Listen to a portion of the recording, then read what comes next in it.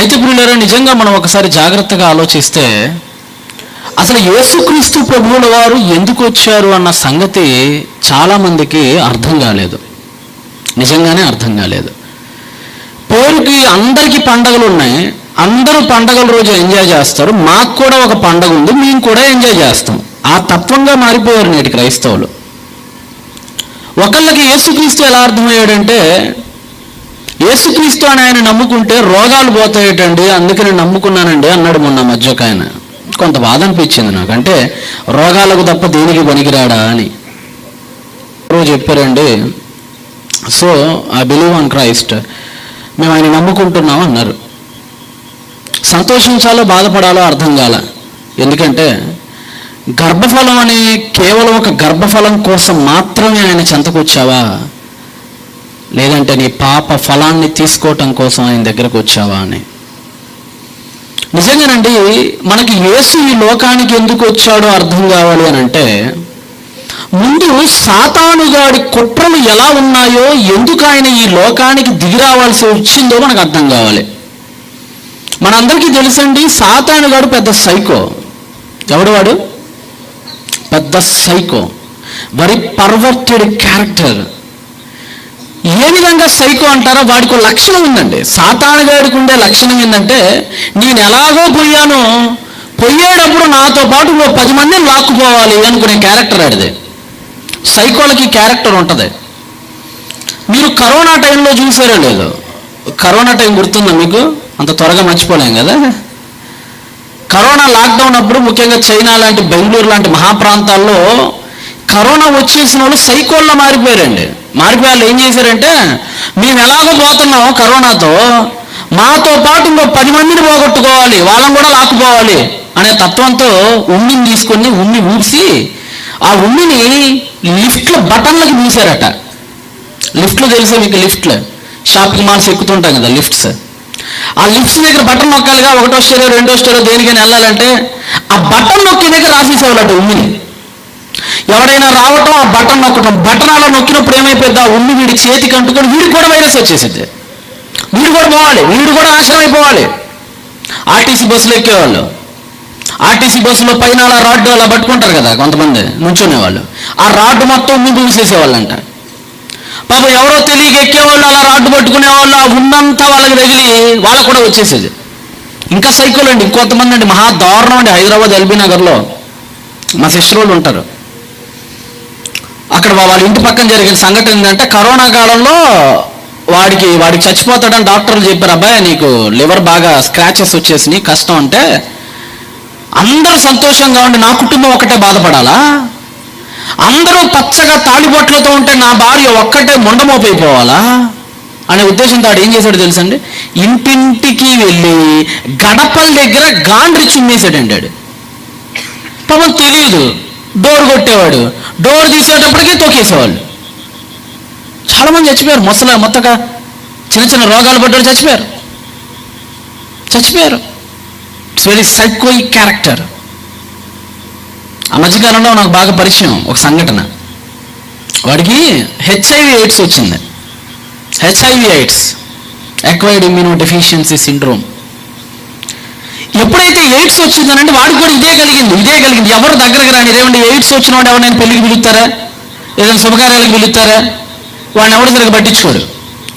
అందుకని వాడు ఏం చేశాడంటే, ఇలాగనే నాతో పాటు ఇంకా అనేక మందికి ఈ జబ్బును ఎక్కించాలి అనేటువంటి ఉద్దేశంతో ఓ సమోసా బడ్డి పెట్టాడండి. ఆ వీధిలో సమోసా బడ్డి పెట్టాడు. ఒక 2-3 వీధులు దాటిన తర్వాత సమోసా బండిలో ఏం చేస్తాడు, బేసికల్గా సమోసా పోసేటప్పుడు వాడు ఏం చేస్తాడంటే, ఒక నిమ్మ అండ్ కారం 2 కలిపిన రసం పోస్తాడు దానిలో, మంచింగ్ కోసం, టేస్ట్గా ఉండటం కోసం. మరి మీ దగ్గర అది ఉందో లేదో కానీ మా దగ్గర ఎక్కువ తింటారు వాళ్ళు. గుంటూరు, విజయవాడ ప్రాంతాల్లో ఎక్కువ తింటారు అది. ఈ సమోసా కారం నీళ్ళు చల్లుతాడు పైన, సమోసాను అలా చిదిమేసి. వాడు ఏం చేశాడంటే, బ్లేడ్ తీసుకొని రక్తాన్ని పోసాడండి దానిలో. కారం నీళ్ళు కదా, అవి ఎర్రగానే ఉంటాయి, రక్తం కూడా ఎర్రగానే ఉంటుంది కదా, ఎవరికి డౌట్ రాలా, అలా మూసేసేవాడు. అది తినేశారు. దాదాపుగా అంటే 36 మందికి ఎయిడ్స్ వచ్చేసిందండి. 36 మందికి. సడన్గా విరోచనాలు అయిపోతున్నాయి, వాంతులు అయిపోతున్నాయి, బరువు తగ్గిపోతున్నారు. ఏంట్రా డాక్టర్ దగ్గరికి వెళ్తే సడన్గా ఆ వీధి 2 వీధుల్లో ఉండే వాళ్ళకి చాలా మందికి ఇది వచ్చింది. ఏంట్రా అని ఎంక్వైరీ తీస్తే తేలిన ఫలితార్థం ఏంటంటే అదిగో వాడు ఎవడో ఒకటి సమోసా బండి పెట్టాడు, అక్కడి నుంచే ఇది అంతా వస్తుందని వాడిని కొట్టేశారు. అక్కడ వాడిని కొట్టి జైల్లో అప్పచెప్పేశారండి. చివరికి చంపబోతుంటే పోలీసులు వచ్చి పట్టుకుపోయారండి. Same as well as Satan also. సాతాను కూడా సరిగ్గా అలాంటి వాడే. వాడు ఎలాంటి వాడంటే, నేను ఎలాగో నరకానికి పోతున్నా, నాతో పాటు కొన్ని లక్షలు, వీలైతే కొన్ని కోట్లు, ఇంకా వీలైతే కొన్ని బిలియన్లు మానవ సమాజాన్ని లాక్కుపోవాలి అనే వాడిలో ఉన్న విషయాన్ని మనకు కూడా ఎక్కించేంత సైకోవాడు. మనందరికీ తెలుసు, యెషయా గ్రంథము 14వ అధ్యాయము 12వ వచనాన్ని జాగ్రత్తగా తీద్దాం. యెషయా గ్రంథము 14వ అధ్యాయము బబులోను రాజు నెబుకద్నెజరు గురించి మాట్లాడుతూ, అదే సమయంలో సాతాను గురించి కూడా దుముఖ భావ వచనాలను రచిస్తూ మహానుభావుడు యెషయా గారు 14వ అధ్యాయము 12వ వచనం చదవనా? తేజో నక్షత్రమా, వేకువ చుక్క. లూసిఫర్ అనే పదం మనకి ఇక్కడే కనపడుద్ది. వేకువ చుక్క అన్న దగ్గర కనపడుతుంది. లాటిన్ వల్గేట్లో లూసిఫర్ అని ఉంటుంది అక్కడ. అది పేరు కదండి, చాలామంది తప్పు అనుకుంటారు. చాలామంది తెలిసి తెలియక సాతాను గడి పేరు లూసిఫర్ అనుకుంటారు. నో, దట్స్ రాట్. అది కాదు. లూసిఫర్ అంటే అర్థం ఏంటంటే మార్నింగ్ స్టార్, పొద్దున్నే వచ్చే చుక్కను లూసిఫర్ అంటారు వాళ్ళు. యేసుప్రభువుకు కూడా లూసిఫర్ అనే పదం ఉపయోగించబడింది లాటిన్లో. పేతురు గారు చెప్తారు, తెల్లవారు వేకువ చుక్క అంటాడు. అక్కడ కూడా లూసిఫర్ అనే ఉంటుంది. కాబట్టి పొరపడకండి.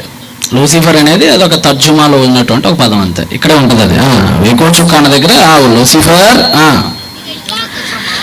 నీవు ఎట్లు ఆకాశము నుండి పడితివి, జనములను పడగొట్టిన నీవు నేలమట్టము వరకు ఎట్లు నరకబడితివి. నేను వాడు అనుకున్నాడట, వాడేమనుకున్నాడట, నేను ఆకాశమునకు ఎక్కిపోయేదను, దేవుని నక్షత్రములకు పైగా నా సింహాసనాన్ని హెచ్చించాలి, నేను ఆకాశానికి ఎక్కేయాలి. వాడి డ్రీమ్ అండి అది. మనలో కొంతమంది కొన్ని డ్రీమ్స్ ఉంటాయి. కొంతమందికి డాక్టర్ అవ్వాలని డ్రీమ్ ఉంటుంది, ఎట్టి పరిస్థితుల్లో డాక్టర్ అవ్వాలనుకుంటారు. కొంతమంది పోలీస్ ఆఫీసర్ అవ్వాలనే డ్రీమ్స్ ఉంటాయి. కొంతమందికి మంచి గవర్నమెంట్ ఉద్యోగం కొట్టాలనే డ్రీమ్స్ ఉంటాయి. మనందరికీ కళలు అంటారు. డ్రీమ్స్ అంటే మన కళ, మన లక్ష్యం, మన గోల్. దట్స్. అలాగే సాతాను గాడికి ఒక డ్రీమ్ ఉంది.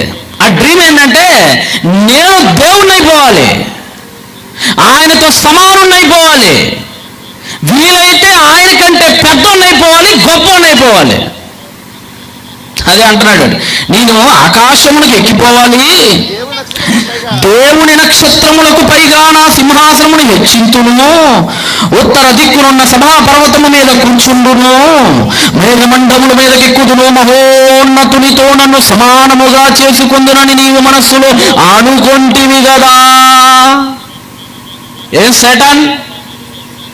సాతాను గాడు అనుకునేవాడట, నేను దేవునితో సమానుని అయిపోవాలి, సర్వోన్నతునితో సమానునిగా చేసి కొందునని అనుకున్నావు కదా. అంటే వాడి డ్రీమ్ ఏం లేదండి, నేను కూడా దేవుణ్ణి అయిపోవాలయ్యా. అది వాడి డ్రీమ్.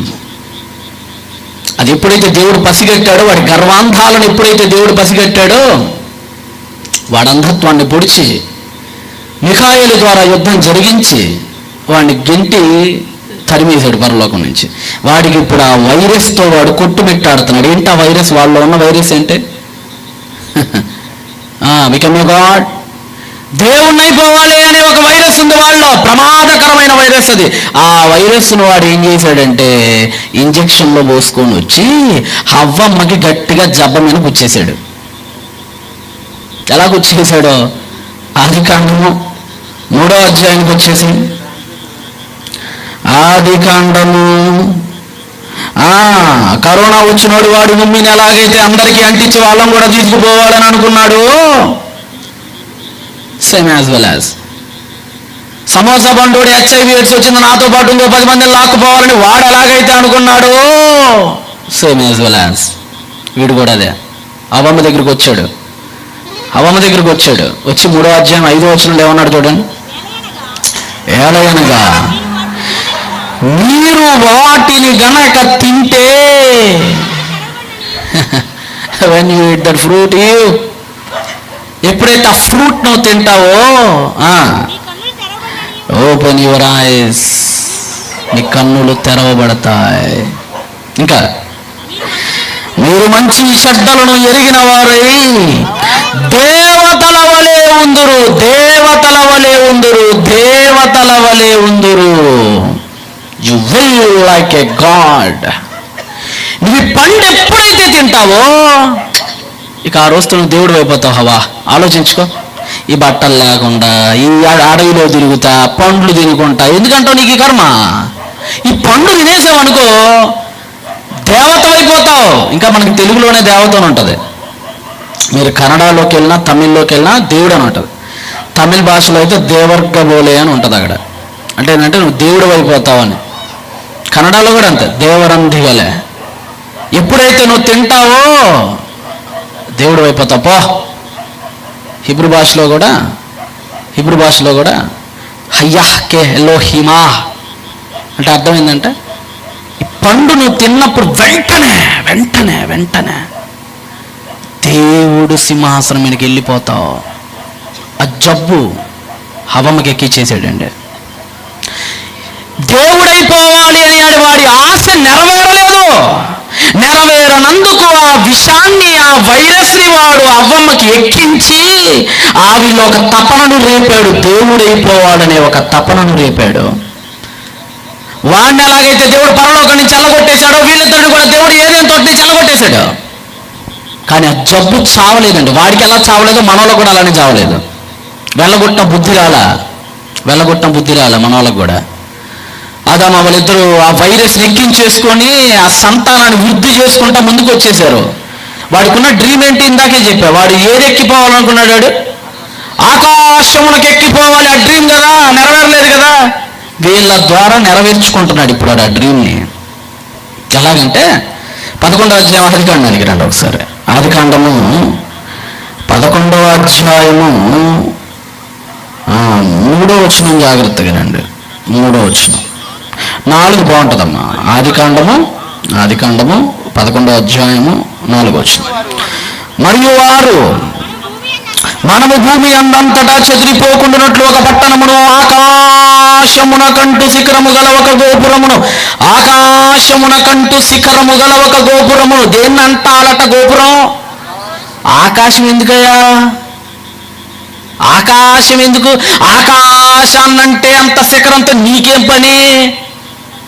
జనాభా ఎక్కువైపోయారేంటి? ఇప్పుడు హైదరాబాద్ లాంటి, బెంగళూరు, ముంబై లాంటి నగరాల్లో వందల అంతస్తులు ఉంటాయి. ఒక అర్థం ఉంటుంది. ఎందుకంటే జనాలు ఎక్కువైపోయారు, సిటీలో స్థలాలు సరిపోవట్లేదు, ఒక్కొక్కడికి ఒక్కొక్క ప్లేస్ ఇవ్వాలంటే అది కుదరని పని. సో ఒకళ్ళు బాగా 100 అంతస్తులు కట్టుకున్నారంటే ఒక అర్థం. ఎందుకంటే జనాలు సరిపోవట్లేదు కాబట్టి ఒక్కొక్కడు ఒక్కో దానిలో ఉంటారు కాబట్టి. అక్కడ ఉండే ఎంతమంది గట్టికి తిప్పి కొడితే 10,000 మంది ఉంటారు. అప్పటికి 10,000 మంది ఉంటారండి తిప్పి కొడితే. అప్పుడు ఆకాశాలు అంటే శిఖరం ఎందుకు? భూమి అంతా ఖాళీయే కదా, ఒక్కొక్కటి విస్తరించవచ్చు కదా హ్యాపీగా. కాదట, ఆకాశాన్ని అంటే శిఖరం అట. Why only sky? ఆకాశం ఎందుకు అంటే దేవుడు చెప్పాడు కదా, ఆకాశమునా heaven is my throne, earth is my footstool. ఆకాశము నా సింహాసనము, భూమి నా పాదపీఠము అన్నాడే ఆ మహానుభావుడు. ఆయన సింహాసనానికి ఎసరు పెట్టారు ఇప్పుడు వీళ్ళు. ఎవరు? నరజాతి. ఆ పిచ్చి ఎక్కువైపోయింది. హవ్వమ్మకు బట్టిన పిచ్చి తరతరాలకు పాకింది. దేవుణ్ణి అయిపోవాలి, ఆకాశానికి ఎక్కిపోవాలి, ఆకాశమునికి ఎక్కిపోవద్దునని వాడిది. ఆకాశాన్ని అంటే శిఖరం కట్టాలని వీళ్ళది. ఆకాశాన్ని టార్గెట్ చేసి అసలు దెయ్యపు శక్తి, ఇటు మానవ శక్తి తిరుగుబాటు జెండా రివోల్ట్ స్టార్ట్ చేసింది దేవుడి మీద భయంకరంగా. ఈ జబ్బు అంతటితో ఆగలేదండి. మీరు ప్రాచీన ఐగుప్తు చరిత్రలు చదవండి, ప్రాచీన జపానిక్ కల్చర్స్ని మీరు చదవండి, ప్రాచీన చైనా చరిత్రలు చదవండి, సుమేరియన్ నాగరికతలు చదవండి, అసీరియన్ సివిలైజేషన్స్ చదవండి. ప్రతి రాజుకి ఒక కోరిక ప్రపంచ చరిత్రలో. ఆ కోరిక ఏంటో తెలుసా? I will become a God. నేను దేవుని అయిపోవాలి, నేను సాక్షాత్తు దేవాది దేవుడిగా అయిపోవాలి నేను. ప్రతి ఒక్కడికి ఆ పిచ్చి పట్టిందండి. మీకు తెలుసా ఐగుప్తు దేశంలో పిరమిడ్లు చూసారా? మీరు ఇప్పుడు టీవీలో చూస్తూ ఉంటారు కదా, పిరమిడ్స్ ఐడియా ఉందా?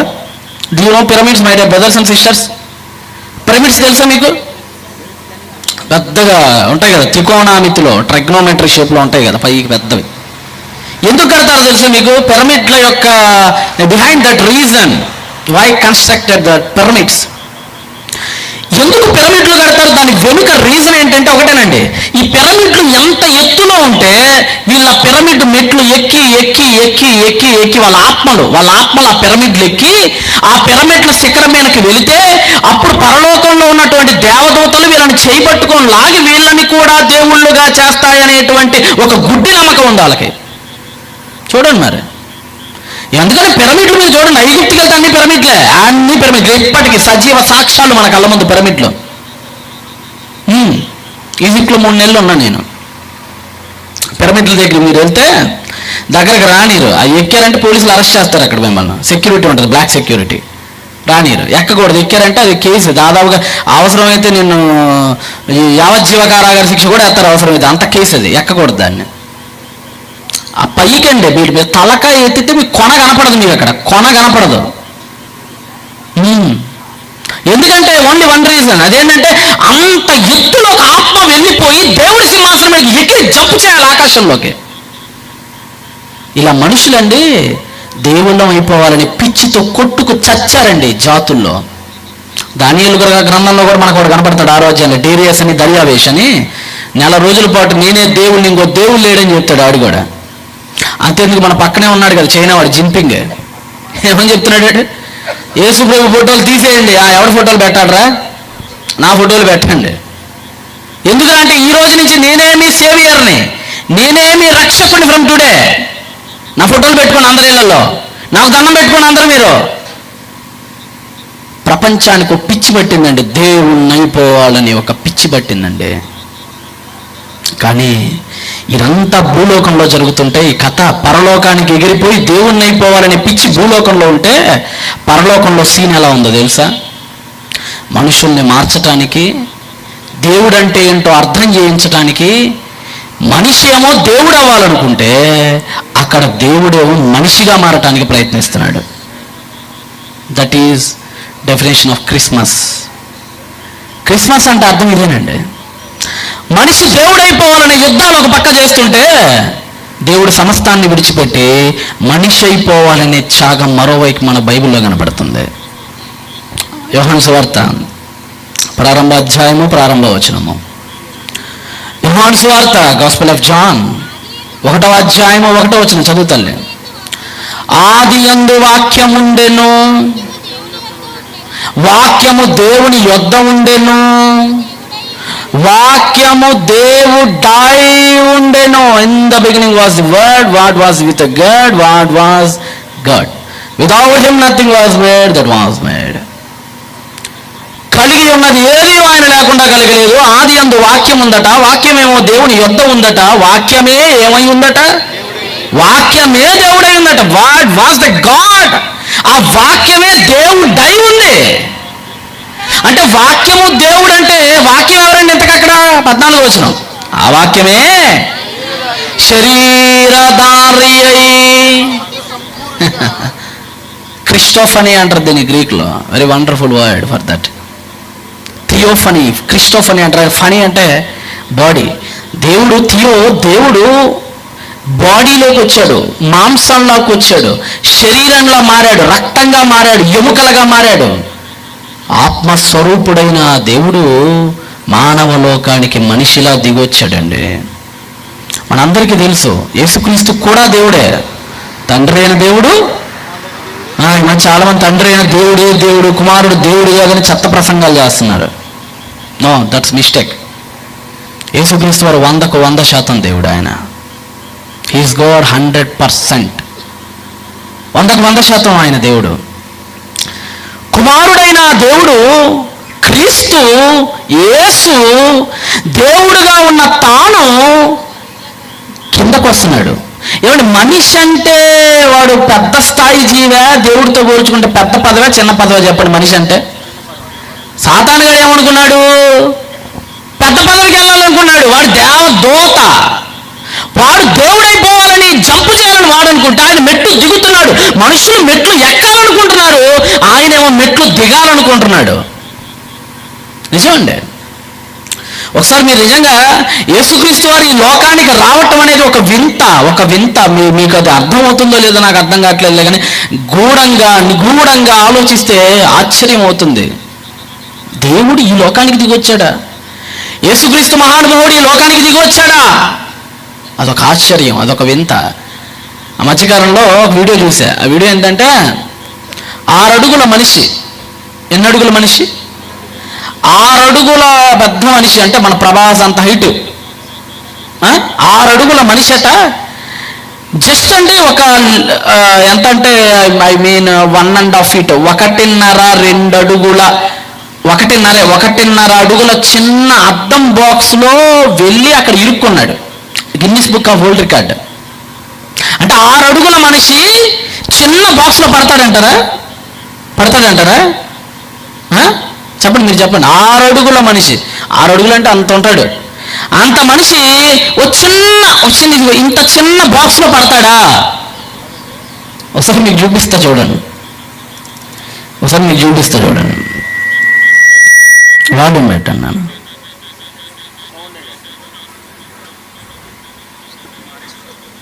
మార్చు. Right.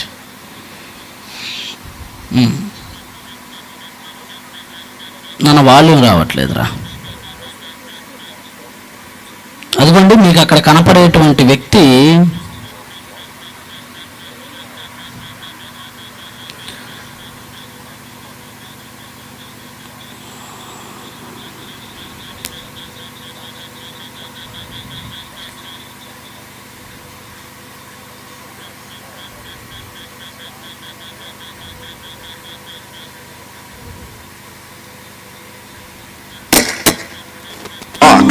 the yogi will be submerged underwater.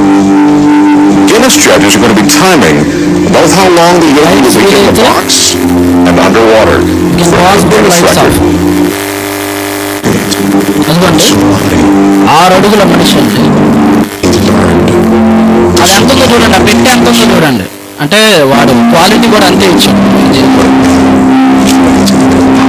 6 అడుగుల మనిషి చిన్న పెట్టెలో, అదిగోండి అసలు పెట్టి చూడండి, గట్టిగా మన 2 మోకాలు కూడా పట్టమండి. అలాంటి పెట్టెలో The flexibility necessary to do this is simply impossible to achieve. I remind you, the yogi is 6 feet tall. దానిలో పడతాడు. Box is 20 inches. ఎలాగో చూడండి, ఇప్పుడు ఈ రోజు ఇది ప్రపంచానికి వింత. Guinness book of world record కొట్టాడు. Sufficiently before he enters, he could run out of oxygen once the box is sealed. Again, I caution you, do not try this. He told me that this is the moment. చాలా నొప్పులు పుట్టేస్తాయండి కండరాలు, ఎముకలు కూడా ఇరిగిపోవచ్చు, అర్థమైనా పగిలిపోవచ్చు. అదిగోండి చూడండి.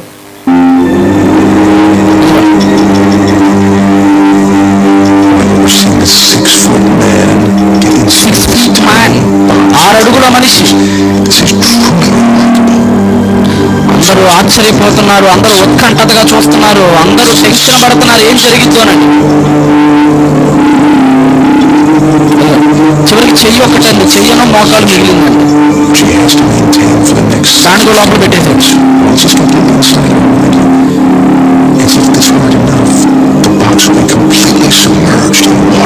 చూడండి, అసలు ఒక శవం పట్టినట్లుగా.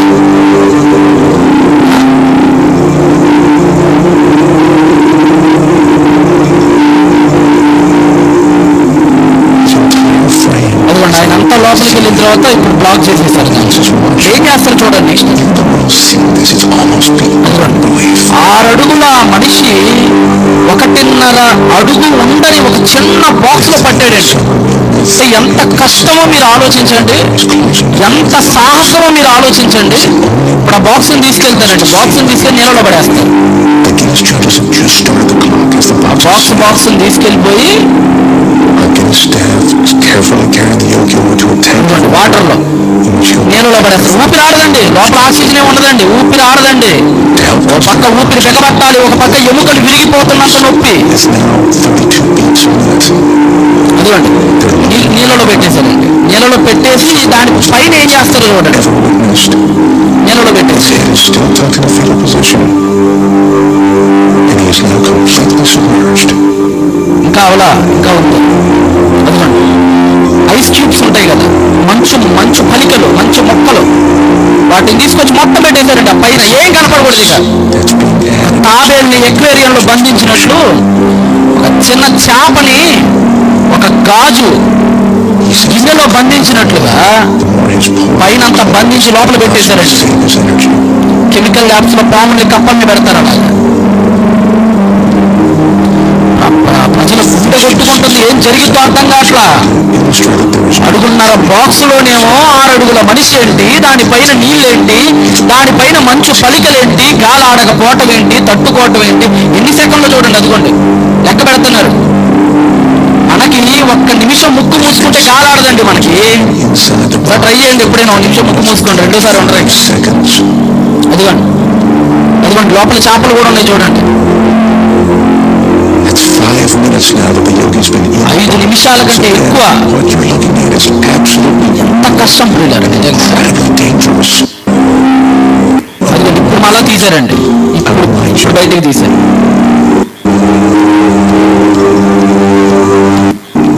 అదిగోండి మళ్ళీ ఇప్పుడు వస్తున్నాడండి.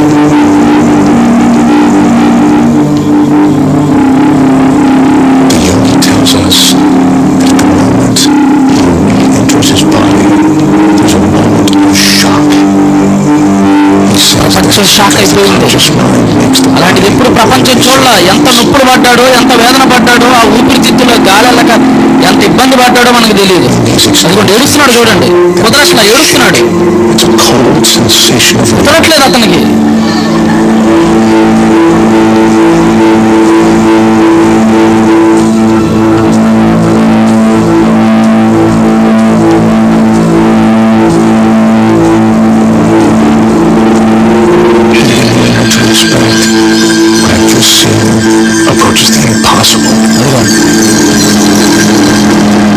చూసారా ఏమండి, 6 అడుగుల మనిషి అడుగున్నర బాక్స్లో పడితేనే నోరెళ్ళబెట్టుకొని చూస్తున్నారే. గుండెలు కొట్టుకుంటున్నాయే, ఏం జరిగిద్దో అని అది చూస్తున్నప్పుడు టెన్షన్ వస్తుంది, చెమట్లు పడుతున్నాయే. 6 అడుగుల మనిషి 1.5 అడుగు బాక్స్లో పట్టటమే నీకంత గొప్ప అనుకుంటే, ఆకాశ మహాకాశాలు పట్టజాలని ఆ యేసుక్రీస్తు ఈ లోకానికి కేవలం 6 అడుగుల పెట్టె అయిన మనిషిలోకి దిగొచ్చాడండి మహానుభావుడు. ఇది గొప్ప అంటారా, అది గొప్ప అంటారా చెప్పండి. ఆకాశాలు పట్టలేని ఆ విశ్వరూపం, ఆకాశం తాకలేని, పట్టలేని, బంధించలేని, సంధించలేని ఆ మహా గొప్ప విశ్వరూపం ఈ లోకానికి, ఇదిగో నీలాగా అండి, నాలాగండి, ఒక అవతారాన్ని ధరించి లోకానికి వచ్చేసాడండి మహానుభావుడు. నిజంగా మన కోసం ఆయన ఎంత త్యాగం చేశాడో ఒకసారి ఆలోచించండి. ఆ మధ్య అక్కడ బిచ్చగాడని ఒక సినిమా వచ్చింది, ఐడియా ఉందా మీకు? తెలుగులో విజయ్ ఆంటోనీ బిచ్చగాడని ఒక సినిమా తీశారు, తమిళ్లో పిచ్చాగలై అని. సూపర్ హిట్ అయింది అక్కడ చెన్నైలో. అది మన దగ్గర కూడా బాగానే ఆడినట్టుంది బాగానే. కాసుల వర్షం కురిపించారు ప్రేక్షకులు. ఆహా ఏం సినిమా రా నాయనా. ఒక తల్లి కోసం ఒక వ్యక్తి 40 రోజులు భిక్షాటం చేస్తాడు ఆ సినిమాలో. ఒక తల్లి వాళ్ళ అమ్మగారికి ఏదో బాగోదు, వాళ్ళ అమ్మ క్యూర్ అవ్వాలని 40 రోజులు రోడ్ల మీద భిక్షాటన చేస్తాడు ఒక కొడుకు. దాని గురించి తీశారు ఒక సినిమాని. అది చూసిన మనసులు కరిగిపోయి చప్పట్లు కొట్టి విజిల్స్ చేసి బిలియన్ల వర్షం కురిపించారండి. డబ్బులు సూపర్ బంపర్ హిట్ చేసేసారండి దాన్ని. ఒక అమ్మ కోసం ఒకడు 40 రోజులు భిక్షాటన వేషం ఎత్తే నీకు ఎంత నచ్చేసాడే తెగ. ఆడి మీద ఎంత కురిపించేసావేది ధనమాన కాసు రాసులని. మరి యేసుక్రీస్తు ఈ లోకానికి 40 రోజులు భిక్షాటం చేయడానికి రాలా, 33.5 ఏళ్ళు కనీసం ఆయన భిక్షాటం చేశాడు ఈ లోకానికి వచ్చి. ఎవరి కోసమో తెలుసా? యాచించాడట. భిక్షాటం అంటే ఏంటి? హెబ్రీ పత్రికలో ఉంటుంది కదా, ఆయన యాచించాడట దేవుణ్ణి. యాచన అంటే అర్థం ఏంటి? అడుక్కోవటం, భిక్షాటన. ఎవరి కోసం నాయన ఇంత కష్టం నీకంటే? మనుష్యుల కోసం ఆయన ఇంత కష్టపడటం ఇక్కడ. ఏమండి నిజంగా మనం ఎప్పుడైనానండి పైకి ఎదగాలని కోరుకుంటామా, కిందకి దిగిపోవాలని కోరుకుంటామా చెప్పండి జీవితాల్లో మనం? చెప్పండి. ఓ రేకుల షెట్టు ఉండోడు ఏం వేసుకోవాలని కోరుకుంటాడు? పూరి గుడిసి వేసుకోవాలని కోరుకుంటాడా? ఓ రేకుల షెట్టు ఉండోడు ఓ డాబాకి వెళ్ళాలని కోరుకుంటాడు. ఓ డాబా కట్టుకున్నాడు వాడితో అంతటితో వాడు ఆశ ఆగదు, ఓ 3 అంతస్తులు కట్టుకోవాలనుకుంటాడు. ఓ సైకిల్ ఉన్నాడు, బండి ఉన్నాడు, కారు ఉన్నాడు, హెలికాప్టరు. మనందరం ఎదగాలని కోరుకుంటాం. ఉద్యోగం రానంత వరకు ఉద్యోగం కోరుకుంటాం, ఉద్యోగం వస్తే శాలరీ పెంచాలని కోరుకుంటాం, శాలరీ పెంచితే ఇంక్రిమెంట్లు కోరుకుంటాం, ఇంక్రిమెంట్లు వస్తే ప్రమోషన్లు కోరుకుంటాం, ప్రమోషన్లు అయితే ఏజీఎం అంటాడు, తర్వాత జీఎం అంటాడు, తర్వాత చైర్మన్ అంటాడు, తర్వాత ఫౌండర్ అంటాడు, పైకి ఎదగాలని కోరుకుంటాడు మనిషి అన్నాడు. ఎవడు నాకు తెలిసి బుద్ధున్నోడు ఎవడు దిగాలని కోరుకోడు. నీకు సడన్గా ఒక 10,000 రూపాయల శాలరీని 2,000కి తగ్గిస్తే నీ పరిస్థితి ఏంటి చెప్పు? ఎంత బాధపడతావు? అసలు ఒప్పుకో. ధర్నాలు చేయరు, ర్యాలీలు చేయరు. మన విజయవాడలో పెద్ద ర్యాలీ ఏంది, 2,000 తగ్గించారు టీచర్లకు, అంతే. ఎంత తగ్గించారట? అక్కడ 1,00,000 రూపాయల జీతంలో 2,000 తగ్గించి ఏదో పిఎఫ్ దగ్గర ఎక్కడో మొత్తానికి వెనక కోత విధి ఇచ్చాడట మన జగన్ రావు గారు.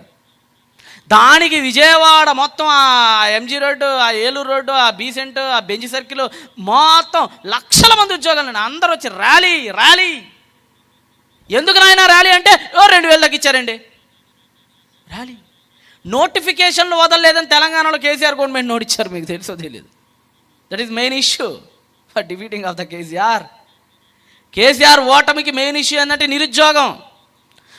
మేము ఎక్కడ ఉండాలో అక్కడే ఉన్నాం, ఎక్కడ వేసిన కొంగలు అక్కడే ఉంది, మాకు ఉద్యోగాలు రావట్లా, మాకు ప్రమోషన్లు రావట్లా, ఓడించేశారు. ఒక మనిషి ఎదగాలని కోరుకుంటాడు, పైకి ప్రమోషన్స్ అవ్వాలని కోరుకుంటాడు. నాకు తెలిసి ఎవడు డిమోషన్ అవ్వాలని కోరుకోడండి, కిందకి దిగాలని ఎవడు కోరుకోడు. కానీ యేసుక్రీస్తు అక్కడే ఈ ప్రపంచంలో డిమోషన్ అవ్వాలని కోరుకుంది, ఎదగాలని కోరుకోలేదు. ఆయన దిగిపోవాలని కోరుకున్నాడు. ఎలా దిగిపోవాలని కోరుకున్నాడు తెలుసా? 1 అడుగు, 2 అడుగులు, 3 అడుగులు, 4 అడుగులు కాదండి ఆయన దిగిపోవాలనుకుంది. ఎంత లోతుగా ఒక అడుగు ఉంటే అంత లోతైన అడుగు మీదకి దిగిపోవాలనుకున్నాడు ఆయన. ఇందాక మీరు చదివారు కదా, సాక్షాత్తు దేవుడిగా ఉన్న ఆయన, దేవుని కుమారుడిగా, దేవుడిగా ఉన్నటువంటి ఆ మహానుభావుడు ఈ లోకానికి మనిషిగా వచ్చాడు. మనిషి ఎలాంటి వాడండి? యోబు గ్రంథానికి ఒకసారి రండి చూద్దాం. యోబు గ్రంథానికి ఒకసారి రండి. యోబు గ్రంథము 25వ అధ్యాయము 6వ వచనం. యోబు గ్రంథము 25వ అధ్యాయము 6వ వచనం. మరి నిశ్చయముగా పురుగు వంటి మనుష్యుడు, ఎలాంటి మనుషుడట? పురుగు వంటి మనుష్యుడు, లైక్ ఏ ఓం.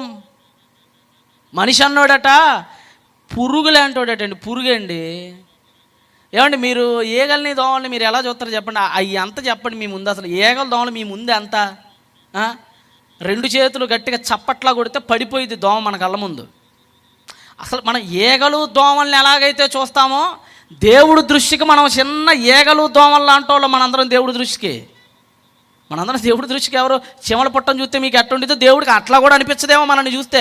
అంత పురుగుల మనం ఆయన ముందు గట్టిగా తిప్పి కొడితే 5 అడుగులు 6 అడుగులు ఉండడు మనలో ఎవడు. అలాంటి పురుగు వంటి మనుషుడట. దావీదు గారు కూడా దీన్ని సపోర్ట్ చేస్తాడు. ఇది యోబు గారి ఫ్రెండ్ అన్నాడని మీరు నమ్మమని అనుకుంటే, దావీదు గారు కూడా కీర్తన 22:6 తర్వాత చదువుకోండి. కీర్తన 22:6లో సాక్షాత్తు దావీదు గారు కూడా అంటారు, మనిషి పురుగులాంటోడు రా అంటాడు ఆయన కూడా. నేను నరుడను గాను, I'm not a man, I'm a ohm. నేను పురుగుని, నేను మనిషిని కాదు అంటాడు ఆయన కూడా. అంటే పురుగు లాంటి మనుష్యుడిగా మారిపోయాడు ఎవరు? పరమాత్మలను కలిగించినటువంటి ఆ దేవుడు, ఆ క్రీస్తు, ఆ కుమారుడు పురుగులా మారిపోయాడండి. పురుగులా కూడా అంటే మన కోసం అండి ఆయన, మన కోసం ఇంకెంత దిగజారిపోయాడో తెలుసా అండి. మనిషిలా మారటమే ఒక దిగజారిపోవటం అనుకుంటే, ఆ మనుషుల్లో కూడా ఏ భాష మనుషుల్లో పుట్టాడండి ఆయన? ఏ భాష మాట్లాడే వాళ్ళలో పుట్టాడు ఆయన? హెబ్రీ భాషలు మాట్లాడే వాళ్ళలో పుట్టాడు. అవునా? ఏ భాష అండి? యేసుప్రభువు వారి పూర్వీకులు అబ్రహాం వీళ్ళందరూ ఏ భాష? హెబ్రీ భాష. హెబ్రీ భాష మాట్లాడే వాళ్ళని ఆ రోజుల్లో చాలా చిన్న చూపు చూసేవాళ్ళు. ఈ రోజుల్లో హెబ్రీ భాష మాట్లాడితే చాలా గొప్ప అనుకుంటారు. బికాస్ ఎందుకంటే బైబిల్ వల్ల, దాని గొప్పతనం వల్ల వాళ్ళ గొప్పతనం వచ్చింది. సరే రైట్, ఆ విషయాన్ని పక్కన పెట్టేస్తే మనం హెబ్రీ భాష మాట్లాడే వాళ్ళని ఆ రోజుల్లో చాలా చాలా చీప్గా చూసేవాళ్ళండి. ఆ కుక్కలు చూసినట్టు చూసేవాళ్ళు ఆ రోజుల్లో హెబ్రీ భాష మాట్లాడే వాళ్ళని. పట్టించుకునేవాళ్ళు కాదు. ఆదికాండం ఒకసారి తీయండి. ఆ రోజుల్లో హెబ్రీ భాష మాట్లాడే వాళ్ళ పరిస్థితి ఏంటంటే, ఆదికాండం 43వ అధ్యాయం 32 టక్క చదవాలి. ఆదికాండము 43వ అధ్యాయము 32వ వచనం. అతనికిని వారికిని అతనితో భోజనము చేయుచున్న ఐగుప్తీలకిని ఏమండి భోజనం పెట్టారటండి. అక్కడ విందు జరుగుతుంది, భోజనాలకు పిలిచారు, అందరూ వెళ్ళారు అక్కడ. మరి మీకు అర్థమయ్యే భాషలో చెప్తున్నాను. భోజనాలకు పిలిచినప్పుడు వేరువేరుగా వడ్డించారట, వేరువేరుగా. వాళ్ళకు ఒకవైపు ఈయనకు ఒకవైపు వడ్డించారట. ఎందుకు వడ్డించారో చూడండి. ఐగుప్తీయులు హెబ్రీయులతో కలిసి భోజనము చేయరు. ఎందుకు చేయరట? ఇది ఐగుప్తీయులకి హేయం. అంటే ఐగుప్తీయులకి అసలు హెబ్రీ భాష మాట్లాడే వాళ్ళతో కనీసం భోజనం కూడా చేయరు. ఒక 100 ఏళ్ల క్రిందటి వరకు మన దళితుల పరిస్థితి ఎలా ఉండేదో అలానే ఉండేది. వాళ్ళకు కూడా దూరం దూరం పెట్టేసేవాళ్ళు. ఏమండి, మన రాజకీయ నాయకులందరూ కూడానండి కేవలం అవతారాలు ఎత్తరీళ్ళు. వీళ్ళు ఏమెత్తుతారు? అవతారాలు చేస్తారు వీళ్ళు, ఎత్తరీళ్ళు. ఎలక్షన్స్ రానియండి, ఇప్పటిదాకా ఎవడైనా వచ్చాడా మీకు ఇక్కడ? రాడు. ఎప్పుడు వస్తాడు మళ్ళా? గ్రహణం వచ్చినట్టుగా సంవత్సరానికి ఒకసారి వస్తారు వీళ్ళు, 5 ఏళ్ళకి ఒకసారి ఇలా గ్రహణం రావాలంటే వస్తారు. ఈ లోపల వస్తాడు ఒక ఆయన వచ్చి ఏం చేస్తాడు? చీపురు పట్టుకొని ఊడిస్తూ ఒక ఫోటో టక్కన ఆంధ్రజ్యోతిలో పడితే పొద్దున్నే ఏమని ఉంటుంది? మున్సిపల్ వాళ్ళతో కలిసి ఊడుస్తున్న సీఎం గారు, ఆహా ఎంత గొప్పోడివి నాయన, ఎంత తగ్గింపు నాయన నీకు, ఎప్పుడు వస్తుంది నాయన నీకు తగ్గింపు అంటే ఓట్లు వచ్చే దగ్గరే వచ్చిద్ది నాయన తగ్గింపు నీకు. ఓట్లు లేనప్పుడు ఏమొచ్చిద్ది నాయన నీకు? బాగా ఎలక్షన్స్ అంతా అయిపోయినాయి, నేను దగ్గర కూడా రాడే ఆడబెట్టేస్తాడు ట్రాఫిక్లో, వీడు ఒక్కడే రాజులా పోతుంటాడు, నేను కనీసం దగ్గర కూడా రానీడు, పట్టించుకోడు అసలు నేను. ఇంకొక ఆయన ఉంటాడు, ఎలక్షన్స్ వచ్చినప్పుడు వీళ్ళు ఇంకోటి చేస్తారు. వీళ్ళు ఏం చేస్తారో తెలుసా? దళితుడు ఇంటికి వెళ్తారు, భోజనం చేస్తారు. పొద్దున ఈనాడులో హెడ్లైన్ ఏమంటే దళితుడు ఇంట్లో భోజనం చేసిన ఎంపీ గారు. ఆడేమన్నా మనిషా పశువురా? అంత క్లియర్గా హైలైట్ చేయాలా? ఇక 10 కొమ్ములు ఉన్నాయి ఏంటి? వీళ్ళకి ఏం తక్కువ, వాడికి ఏం ఎక్కువ? దళితుడి ఇంట్లో భోజనం అంట. అది కూడా అదేదో పెద్ద త్యాగంలాగా వీడు దళితుడింటో రోజు భోజనం చేయటం, వీడు ఏందో పెద్ద, అది పండించిందే దళితుడు. వీడు మళ్ళీ పండించినోడు ఇంటికి పోయి వీడు తిని ఏమంటాడు? వీడు దళితుడి ఇంట్లో భోజనం అంటే ఎంత పెద్ద త్యాగమో వీడి దృష్టిలో ఒక దళితుడి ఇంటికి రావటం ఎంత గొప్ప ఘనకార్యమో అది వీడికి. పేపర్లు అండి, పబ్లిసిటీ స్టంట్స్, పేపర్ ఫోటోలు, ఫోజులు, వీడియోలు, అంతే మనోళ్ళు చేసేది. ఇంకొక ఆయన బొచ్చు పట్టుకొని పైకి ఎత్తాడు, ఆ బొచ్చులో ఒక రాయి కూడా ఉండదు. ఫోటో టక్కన ఏమని అబో బొచ్చి పట్టుకొని కూలీల బాధలు తెలుసుకున్న ఎమ్మెల్యే గారు అయిపోయింది పో, నీకు ఎమోషన్ దెబ్బకాడి ఓట్లు పడిపోతాయాడ. ఇలాని మనం నమ్మేది, ఇలాంటి వాళ్ళని మనం నమ్మేది. కానీ మన దేవుడు ఎలక్షన్ ఫోజుకి ఏమండి, నువ్వు వేస్తేనే దేవుడా, వేయకపోతే దేవుడు కదా చెప్పండి. ఆయనకి ఏమైనా ఓట్లు ఏమైనా ఉన్నాయి? ఆయనకి నువ్వు ఓటు వేస్తేనే ఆయన దేవుడు అవుతాడండి, మనం ఓట్లు అయిపోతే ఆయన దేవుడు కాదండి అనే ఈ రోజున్న పొలిటికల్ సిస్టమ్ ఏమైనా ఆయన దగ్గర ఉందా? నువ్వు ఓటేసినా దేవుడే, ఓటేయకపోయినా దేవుడే, నువ్వు నమ్మినా దేవుడే, నమ్మకపోయినా దేవుడే. Jesus is lord whether you believe are not. నువ్వు నమ్మినా నమ్మకపోయినా ఆయన దేవుడే. మరి ఎందుకు ఆయనకు అంత గతి? వీళ్ళకంటే గతి, నీ ఓట్ల కోసం వస్తారు వీళ్ళకంటే గతి. కానీ మన దేవుడికి ఎందుకు అంత గతి పట్టింది మనిషిగా మారటానికి? నీ ఓటు వద్దే ఆయనకి, నీ ద్వారా ఆయనకు వచ్చే లాభం ఏమీ లేదే, దండుకు తినేది ఏమీ లేదే. మరి ఎందుకు వచ్చాడు ఆయన? చూడండి, ఆయన హెబ్రీ జాతి. హెబ్రీల్లోకి ఎవరట? హెబ్రీలు ఇప్పుడే మనం చదివాం. ఎవరటాలు? హేయులట, అంటే చీగొట్టేసిన జాతట. ఆ జాతిలోకి దిగేశాడండి ఆయన, ఆ జాతిలోకి దిగేశాడండి ఆయన. మనందరికీ తెలుసు హెబ్రీల్లో కూడా ఇష్మాయేలు మాట్లాడేది హెబ్రీనే, ఏషావు మాట్లాడేది హెబ్రీనే. వాళ్ళలో మళ్ళీ ఎవరి నుంచి వచ్చాడు ఆయన? ఏ గర్భాన్ని దాటుకొని వచ్చాడు? యాకోబు గర్భం. ఇంతకీ యాకోబు ఎవరు? యాకోబు ఎవరు ఇంతకీ? యాకోబు ఏమన్నా పెద్ద ఫేమస్ ఫిగర్ ఆ రోజుల్లో? కాదు. యాకోబు ఎవరో యెషయా గ్రంథం తీయండి, దేవుడే చెప్తున్నాడు. యాకోబులో నుంచి వచ్చాడు కదా ఆయన, యాకోబులో కదా నక్షత్రం ఉదయించేది. యాకోబులో ఆ యాకోబు ఎవరో 41వ అధ్యాయము యెషయా గ్రంథం 14వ వచనం చదవండి. 41వ అధ్యాయము యెషయా గ్రంథం 14వ వచనం చదవండి. ఇప్పుడు హెబ్రీ భాష మాట్లాడే వాళ్ళలో కూడానండి తారతమ్యాలు ఉంటాయి. ఇప్పుడు మన తెలంగాణ ఉందండి, తెలంగాణ విడిపోయింది. ఎందుకు విడిపోయింది చెప్పండి? అది చాలా ప్రాతిపదికలు ఉన్నాయి. NNN అంటారు, నిధులు, నెక్స్ట్ నిరుద్యోగులు, నీరు, మొత్తం వాటి మీద విడిపోయింది. అయితే ముఖ్యంగా ఏంటంటే భాషా ప్రాతిపదిక. కేసీఆర్ ఆ రోజుల్లో మీకు గుర్తుందో లేదో, తెలంగాణ విడిపెట్టినప్పుడు ఒకటే అనేవాడు, మా భాషని వీళ్ళు చులకం చేస్తారండి, మా భాషను ఎక్కిరిస్తారండి వీళ్ళు. ఆ కోస్తా ఆంధ్ర వాళ్ళు మాట్లాడేదే భాష అట, ఆ విజయవాడ బస్ స్టాండ్లో వాళ్ళు మాట్లాడేదే భాష అట. డైరెక్ట్గా నా డైలాగులు, మా యాసని వీళ్ళు ఎక్కిరిస్తారు, మా స్లాంగ్ని వీళ్ళు ఎక్కిరిస్తారు అని అన్నారు. అంటే ఒక స్లాంగ్ని ఎలాగైతే చీప్గా చూస్తారో కొంతమంది, హెబ్రీలో కూడా యాకోబు స్లాంగ్ చాలా చీప్గా ఉంటుంది. అదే చెప్తున్నాడు చూడండి, 41వ అధ్యాయం 14. పురుగు వంటి యాకోబు, మనిషే పురుగు అన్నాడు ఇందాక యోబు గ్రంథంలో. ఆ పురుగుల్లో మళ్ళీ ఇంకొక పురుగు ఉందట, ఇంకా చిన్న పురుగు ఇది, ఇంకా పెద్ద పురుగులు అయ్యి. ఐగుప్తీలు అంటే పెద్ద పెద్ద పురుగులు అండి వాళ్ళు. ఈరోజు అమెరికా వాళ్ళంటే ఎలా చూస్తారు మీరు? అమెరికా నుంచి వచ్చి ఎలా చూస్తారు మీరు ఒకరిని? అమెరికా అంటే ఈరోజు మీరు ఎలా చూస్తారు? ఇట్స్ వెరీ పవర్ఫుల్ నేషన్, చాలా గొప్పగా చూస్తాం కదా. అమెరికా వాడంటే చాలా గొప్పగా చూస్తాం. అమెరికా ఎవడైనా అమెరికా వెళ్ళి వచ్చాడు మన ఇంటి పక్కన వాడంటే అడే పరలోకానికి వెళ్ళి వచ్చినాడు చూస్తాం మనం. అమెరికా అనగా మన దృష్టిలో పెద్ద నేషన్ లేదండి అది. ఆ రోజుల్లో అమెరికా అంటే ఈజిప్ట్ అంటే ఆ రోజుల్లో అమెరికాతో సమానం. ఐగుప్తు అంటే అమ్మో ఐగుప్తుడా అబ్బా ఎంత గ్రేట్ రా అసలు. ఆ రోజుల్లో ఐగుప్తులు అంటే చాలా టాప్ వాళ్ళు, తోపుల వాళ్ళు ఆ రోజుల్లో తోపులు. వాళ్ళలో పుట్టలేదు ఆయన.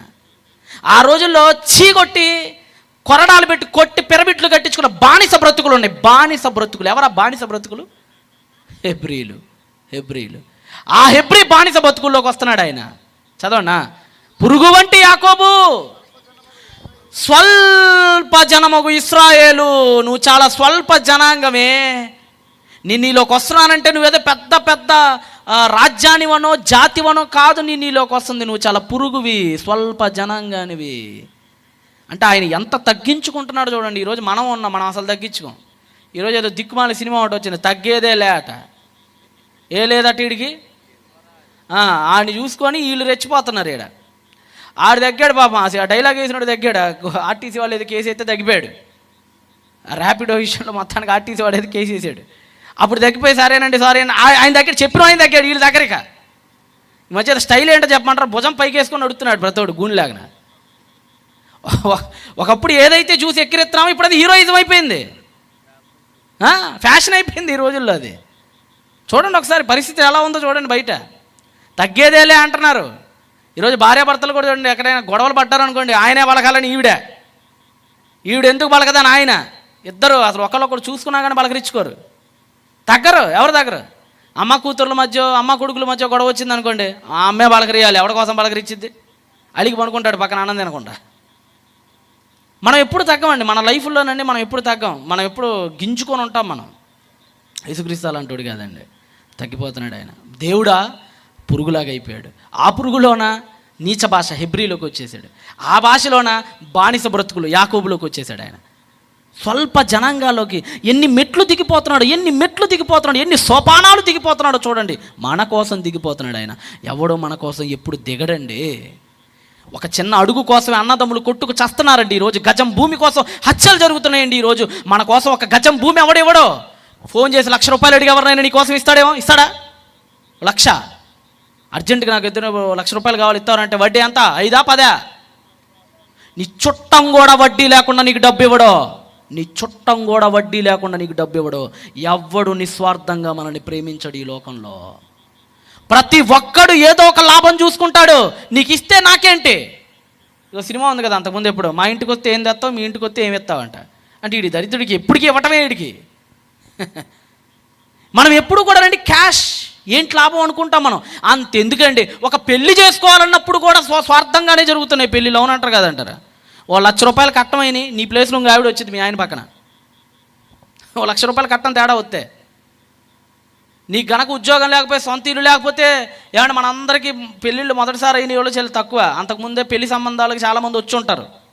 ఎన్ని సంబంధాలు మిస్ అయ్యి ఉంటాయి చెప్పండి? మీ ఆయనకి చెప్తే బాధపడతారు. చెప్పకు, మనసులో అనుకో. ఎన్ని సంబంధాలు మిస్ అయిపోయినాయి? ఎందుకు మిస్ అయిపోయినాయి చెప్పు? ఎందుకు మిస్ అయిపోయినాయి? ఆడికి ఉద్యోగం లేకపోవటము, సొంత ఇల్లు లేకపోవటము, డబ్బులు లేకపోవడం ఏదో ఉంటుంది. ఈయనకు కూడా వస్తాయి చాలా సంబంధాలు. నువ్వేం ఫస్ట్ ఏం కాదు, 3ో 4ో దాని ఉంటావు సంబంధాల్లో. ఎందుకు అయ్యగారు ఎందుకు 3 మిస్ చేసుకున్నారంటే ₹1,00,000 దగ్గర కట్టం దగ్గర తేడానో, ఆ అమ్మాయి అందం నచ్చకో, ఏదో ఒకటే. వివాహ వ్యవస్థ కూడా స్వార్థంతోనే ముడిపడి ఉంది. కానీ యేసుక్రీస్తు అసలు నిజంగా చెప్పిన దమ్మిడి ఆశించలా మన్నించి, ₹1 బెల్ల ఆశించలా మన్నించి మహానుభావుడు. ఇంకా చూడండి, వాళ్ళలో మళ్ళా యూదాలోకి వచ్చాడు. వాళ్ళు ఏ గోత్రం అట అయింది? యూదా గోత్రం. 12 గోత్రాలు అన్ని వివాహాల ద్వారా అన్నోళ్ళే, కానీ యూదా గోత్రం ఒకటే. వాళ్ళ కోడల దగ్గర అనుకోని సంఘటనలో వచ్చినటువంటి పెరసు జరహుల కారణంగా వచ్చింది యూదా గోత్రం. ఇప్పుడు ఆయన ఏ గోత్రానికి దిగిపోయాడు అంటే అక్కడ కూడా తగ్గింపు. మళ్ళా మంచి గోత్రం ఏముంది చెప్పండి? వాళ్ళలో అసలు మంచి పేరు కలిగిన గోత్రం ఏమైతే యోసేపుది. యోసేపు మంచోడే కదా, యూదా కంటే మంచోడే కదా యోసేపు. ఒక అమ్మాయి వస్తే పడుచోడు, 17 ఏళ్ళ పడుచోడు.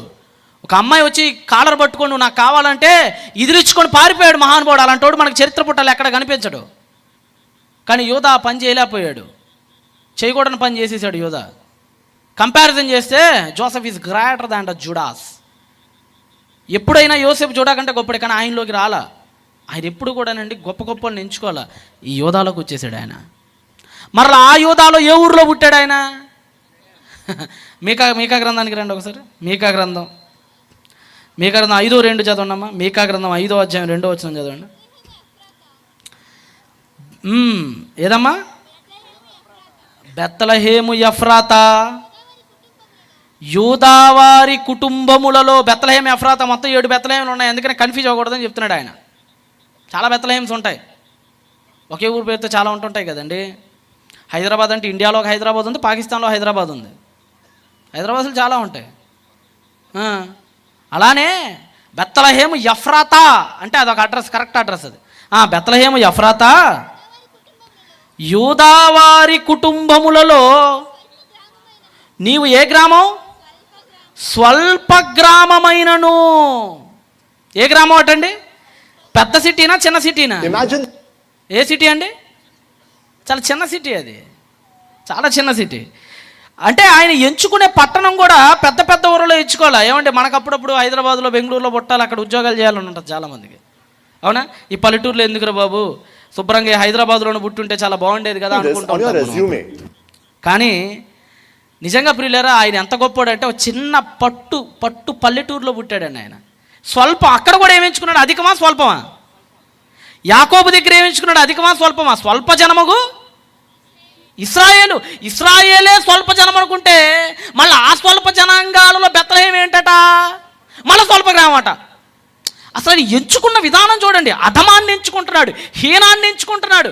ఏది తక్కువగా ఉంటే అటువైపు వెళ్ళిపోతున్నాడు ఆయన, ఎటు లోతు ఉంటే అటువైపు దూరిపోతున్నాడు ఆయన, ఎటు అంటరానితనం ఉంటే అక్కడికి వెళ్ళిపోతున్నాడు ఆయన. వచ్చేసాడు, బెత్లెహేములోకి వచ్చేసాడు. మళ్ళా ఆ బెత్లెహేములో మళ్ళీ ఎవరి గర్భాన పుట్టాడు? ఎవరి గర్భానమ్మా? మరియమ్మ గర్భాన. మరియమ్మ మంచి ధనవంతురాలా? వెల్ సెటిల్డా? షునేమైట్ ఉమెన్ లాగా. షునేమి స్త్రీ ఉంది కదా పాత నిబంధనలో, 2 Kings 8లో వస్తుంది కదా షునేమీరాలు. ఆవిడ టైప్లో ఏమైనా ఈవిడ మరియమ్మ గారు మంచి ధనవంతురాలా? కాదండి. ఒక విషయం చెప్పమంటారా, మరియమ్మకి తాగటానికి గంజి నీళ్ళు కూడా లేని కుటుంబం ఆవిడది. మరియమ్మ అనుకుంటున్నారే మీరు? నీకు పేరుకే మరియమ్మలే, నీ బతుకులో మరియమ్మ ఉండదు, అది వేరే సంగతి. చాలాసార్లు చెప్తుంటాను నేను. ఆ మధ్య స్టోటపురం వెళ్ళాం, స్టోటపురం సభలు జరిగితే వెళ్ళాం. అంతా దొంగలు ఉండేవాళ్ళు ఒకప్పుడు. పోలీస్ స్టేషన్ చూపిస్తారా అని చెప్పి తమ్ముడు తీసుకుపోతే పోలీస్ స్టేషన్కి పోయా. బాగా గుర్తు. ఆ దొంగల ఫోటో చూపించాడు, ఆ దొంగల పేర్లు టాప్ లిస్ట్ చూపించాడు. ఫస్ట్ పేరు ఏంటనుకున్నారు? మోషే, ప్రధాన దొంగ అంటాడు. రెండోవాడు యెషయా, మూడోవాడు ఇర్మియా, నాలుగోవాడు పౌలు. ఆ ప్రవక్తల గ్రంథాలన్నీ నాకు ఆడే కనపడ్డాయి, బైబిల్ చదివినట్టుంది అది చదువుతున్నాను. అంటే మన పేరులోనే ఉంటుంది, బ్రతుకులో ఉంటుంది మనకి దేవుడి పేరు మంచిగా పెట్టుకోవాలంటే ఇది కాదండి దేవుడు మన నుంచి కోరుకుంది. నీ పేరుకు తగ్గ న్యాయం చేస్తేనే పెట్టుకో. నువ్వు నాబాలుగాల్లాగా ఆడి పేరుకు న్యాయం చేశాడు మూర్ఖుడని. ఆడి పేరు మూర్ఖుడు, వాడు మూర్ఖంగానే ప్రవర్తించాడు నాబాల్ అనేవాడు. కానీ మన బ్రతుకులు ఎలా ఉన్నాయంటే పేరులో ఎంత గొప్ప పేర్లు పెట్టుకుంటారండి కొంతమంది. నిజంగా ఆ పేరులో చూస్తుంటే ఆ పేరుకి చెడ్డ పేరండి. నాకు తెలిసిన ఒకడు ఉంటాడు మా గుంటూరు దగ్గర, ఆ పేరు యెషయా. ఎప్పుడు తాగుతాడండి వాడు. రే యెషయా రే అంటాడని. ఆ ఎంత గొప్ప పేరయ్యా, ఎంత గొప్ప పేరు. ఎందుకు? నీ పనికి మాలోడి, నీకు చేత కాకపోతే వదిలే, ఎందుకు పెట్టుకోవటం? మరియమ్మ పేరుకు తగ్గ గొప్ప తల్లి అండి ఆవిడ ఎంత గొప్పదో తెలుసా అండి? తిండికి దిక్కులేని కుటుంబం అండి ఆ మహాతల్లిది. కనీసం 3 పూట్ల తినటానికి 4 మెతుకులు కూడా లేని కుటుంబం ఆవిడది. ఎలాగంటే లూకాసు వార్తకు రండి ఒకసారి. ఎలా చెప్తున్నారండి ఆవిడ అంత భేదరాలని? మీకు ఎట్ట తెలుసండి? లూకాసు వార్త రండి ఒకసారి. యేసుక్రీస్తు వారికి సున్నతి చేసినప్పుడు ఆ తల్లి, లూకాసు వార్త 2వ అధ్యాయం 24వ వచనాన్ని ఒకసారి చదవండి.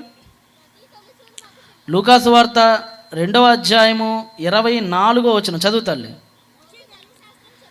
మోషే ధర్మశాస్త్రము చొప్పున చదవండి.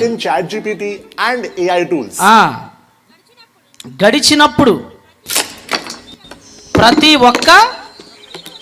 ప్రతి తొలిచూలు మగపిల్లకు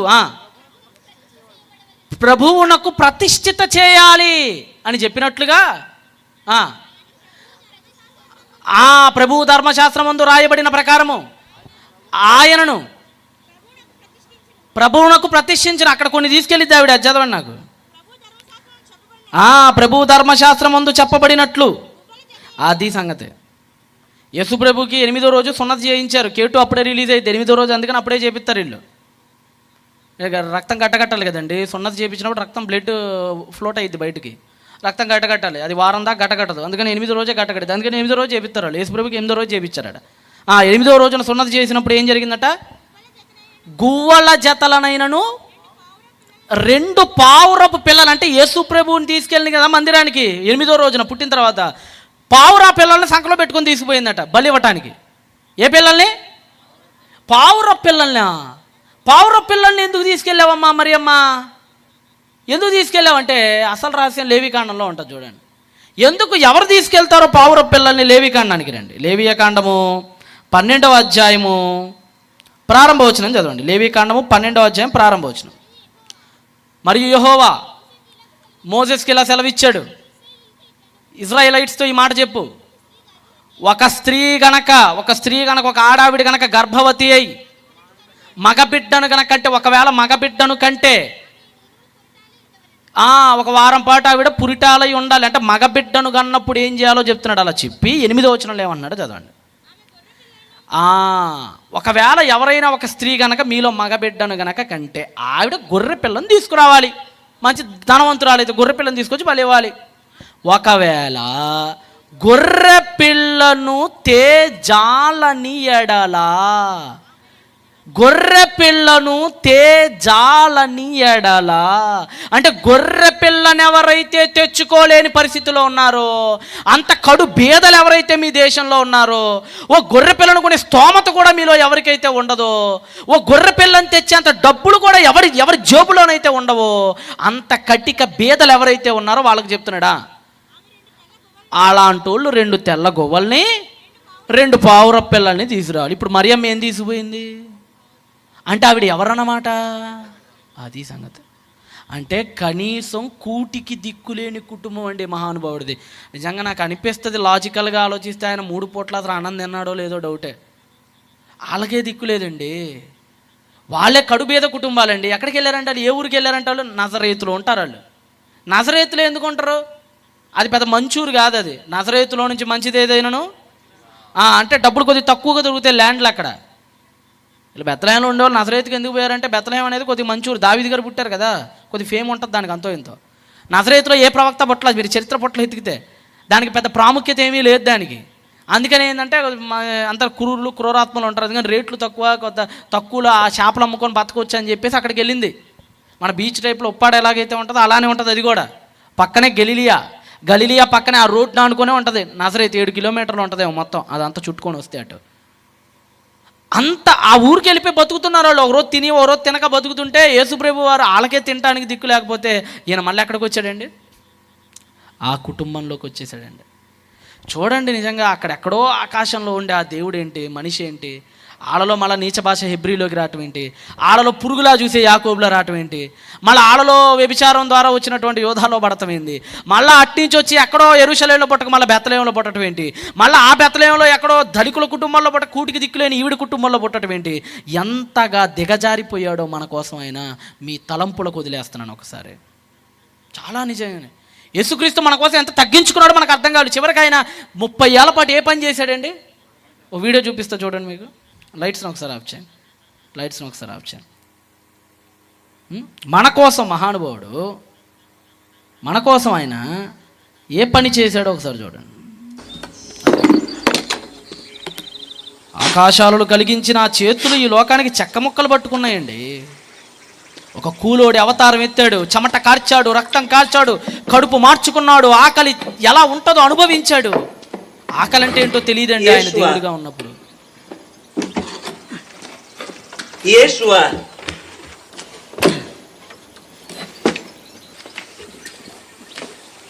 మన లోకం, మన కోసం ఆయన ఈ లోకానికి ఎంత దిగజారిపోయాడో చూడండి.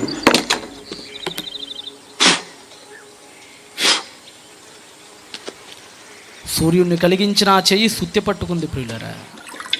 చంద్రమండలాలను కలిగించిన ఆ చేతులు చెక్క ముక్కలు పట్టుకున్నాయి. విశ్వాన్ని కలిగించిన ఆ చేతులు ధూళితో కాపురం చేశాయి.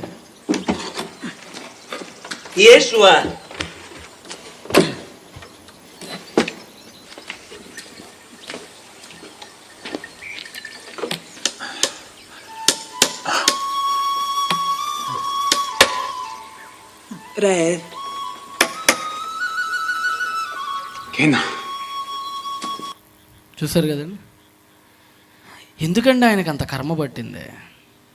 ఆన్ చేయండి, లైట్స్ ఆన్ చేయండి. ఎందుకు ఆయనకు అంత కర్మ పట్టింది అంటారు చెప్పండి మన కోసం? ఏమండి, మన భర్త మనల్ని పట్టించుకోడండి, ఆడి తాగుబోతాను ఆడి మారడు. మన భార్య మనల్ని పట్టించుకోదు, ఎవడి కడుపు వాడు చూసుకునే లోకం ఇది. నిజంగా అలాంటి దేవుడు ఎక్కడ మీకు భూతద్దం వేసి ఎతికిన ఏ గ్రంథాల్లో కూడా దొరకడండి మనకి. ఏ గ్రంథాల్లో, ప్రపంచంలో 1350 గ్రంథాలు ఉన్నాయి మనకి. ఆ 1350 మత గ్రంథాల్లో మీరు ఏ గ్రంథంలో ఎతికినా సరే అలాంటి పుణ్యపురుషుడు మీకు కనీసం ఒక్కడంటే ఒక్కడు కూడా కనపడ్డు మీకు. అది కేవలం క్రైస్తవులకు మాత్రమే సొంతం ఆ బైబిల్ గ్రంథం. మనం మాత్రమే పూజిస్తున్నాం ఆ మహానుభావుణ్ణి. నిజంగా మన కోసం ఇంత దిగిపోయాడే, నువ్వు ఆయన కోసం ఏం దిగుతున్నావో చెప్పు. ఆయన మన కోసం ఇన్ని వదులుకున్నాడే, నువ్వు ఆయన కోసం ఏం వదులుకున్నావో చెప్పు. ఏం వదులుకున్నావో చెప్పు యేసుక్రీస్తు కోసం. చాలాసార్లు చెప్పాను ఇక్కడ వచ్చినప్పుడు, మరలా మీకు కూడా చెప్తున్నా. ఒక చిన్న సీరియల్ని వదులుకోలేకపోయారు మీరు. చూసేవాళ్ళలారా, మీకే సీరియస్గా చెప్తున్నా. నీ దేవుడు చెప్పాడని సింహాసనం వదిలేస్తే అక్కడ సీరియల్ వదలలేకపోయావు. ఇక్కడ ఒక భక్త, ఇదా క్రిస్మస్ అంటే? పలావ్ చేసుకొని, గోంగూర చేసుకొని, సాంబార్ వేసుకొని, కడుపు నిండా తిని రాత్రిపూట మంచి సినిమా తీసి పనుకుంటే అయిపోయిద్దా క్రిస్మస్? డ్యాన్స్లు వేసి ఎగిరేస్తే అయిపోద్దా క్రిస్మస్? నీ బ్రతుకులో మార్పేది. ఏం వదులుకోగలుగుతున్నావు నీ దేవుడి కోసం?